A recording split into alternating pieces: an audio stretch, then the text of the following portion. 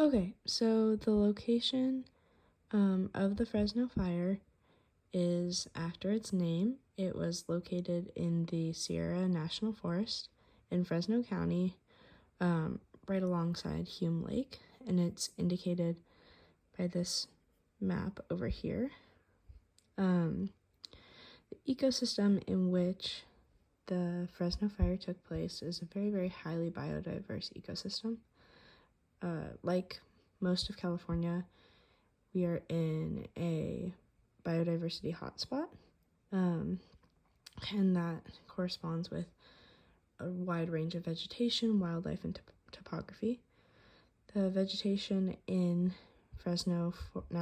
Sierra National Forest has a wide range of trees such as alpine meadows, stands of lodgepole pines, white firs, red firs, cedars, aspen, and mountain hemlocks. So as you can see, a very wooded area with a wide variety of trees, which trees obviously burn quite quickly in a fire such as this. The wildlife in this area is quite common to any California forest. We have black bears, coyotes, bobcats, foxes, deer, mammoths, porcupines, and quail, to name a few. These are all quite common species that you would see throughout visiting most areas in California that are heavily wooded, like the Sierra National Forest. As far as topography goes, this area that is outlined here, you can kind of see this through the way the map is maybe like rigid, but there's foothills covered in oak trees, densely forested middle elevation slopes, an alpine landscape of the high Sierra granite monoliths, and carved river valleys, along with glacial moraines and glaciated valleys. So again, the topography is very, very biodiverse. We have everything from foothills that are very, very wooded to river valleys and like glacial influence on this area. So again, a very large and very important location that the Sierra National Forest is. It is a very biodiverse ecosystem and location. The Rough Fire started on July 31st, 2015, and it was started by a lightning strike near Rough Creek in the Sierra National Forest. Some environmental factors, including prolonged drought conditions and high temperatures, contributed to its rapid spread. Some of the agencies that responded to this fire included the U.S. Forest Service, which managed the fire response in national forest areas. The National Park Service protected Kings Canyon National Park, and CAL FIRE assisted with fire suppression efforts as well. Additionally, local fire departments provided additional fire support, and interagency incident management teams coordinated large-scale response efforts, as well as FEMA, who assisted with disaster response and recovery efforts. So, what caused the rough fire to be so bad? First, lightning strikes. That's how this was caused. Really hard to predict. And if it strikes in a really hard to get to area, which actually is what happened, then it makes it catapults the problem into being something bigger than can be controlled sometimes. At the time, this was the largest fire in 2015, and it was the number 13th biggest fire in California's history.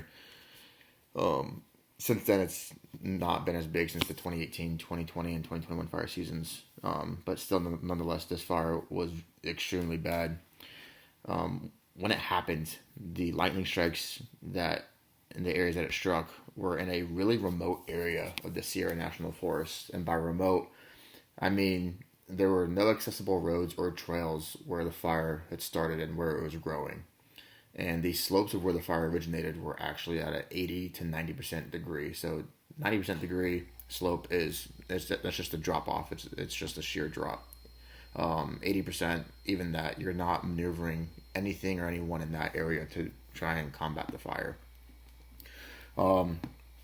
Other factors that caused this fire to be significantly high severity 4 year multi drought or 4 year long drought, and also there was a bark beetle predation on these trees in the Sierra National Forest that accumulated to over 10 million dead trees.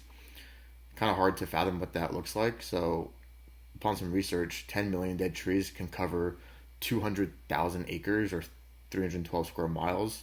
Those numbers are still pretty hard to fathom. So, in context, that's the entire city of New York. Um, it's actually a little bit larger than the city of New York. So, that is a lot of dead fuel, a lot of just dry, dead fuels that are going to create this fire to have that high severity, high intensity, long lasting fire. Some of the areas in which this fire burned also had no fire history there for about 150 years. So a lot of the duff layer, underbrush, a ton of ladder fuels. It was all the wrong things at the perfect time. It was a perfect storm essentially for how this fire was able to be so devastating. Of course, fire creates its own winds, and those winds on really steep gradient slopes really helps that fire also move very fast and very quickly, faster than the Forest Service and other crews are able to work on this fire. The impacts that the fire had on the community. So we covered that there was over 2,500 people that were evacuated. This is a mass displacement, honestly, for families and for individuals to just pick up at the drop of a hat and just leave their home. That it's kind of hard to quantify what that does, what that impact has on the community. But it is very, very hard to just pick up and leave. The poor air quality was pretty severe in the more rural areas, definitely higher than the particulate matter was higher than 2.5, which is like the standard across of how we measure the quality of our air. And while schools were in session at the beginning of the fire, when it first started, there was restricted outside access, so kids couldn't be outside of school. They could not be. They could not have PE classes outside. Everything had to be done indoors. That's how bad the air quality was. Post fire, one of the big little visitation areas that was big to the community was Boyding Cavern, and it took over 2 years for that to open up to the public just because of damage from the fire. Structural of like there was a bridge of how you get into that cavern. That just was a lot of other trail problems that degraded due to the fire.